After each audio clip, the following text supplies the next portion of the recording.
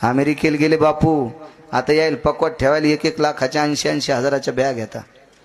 शंकर बापू आपेगावकरानं धोत्राच्या अर्ध्या धुडक्यात पकवात बांधून विमानात नेला.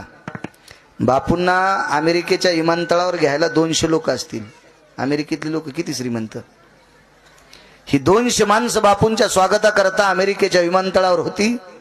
आणि बापू विमानातून उतरल्याबरोबर खांद्यावर पकवात होता. आधी पोटाला धरला, त्या चौकटीतून येता येत नाही, ते बारीकसं कवाड असते, पोटाला धरला आणि खाली उतरले. खाली उतरल्याबरोबर खांद्यावर घेतला.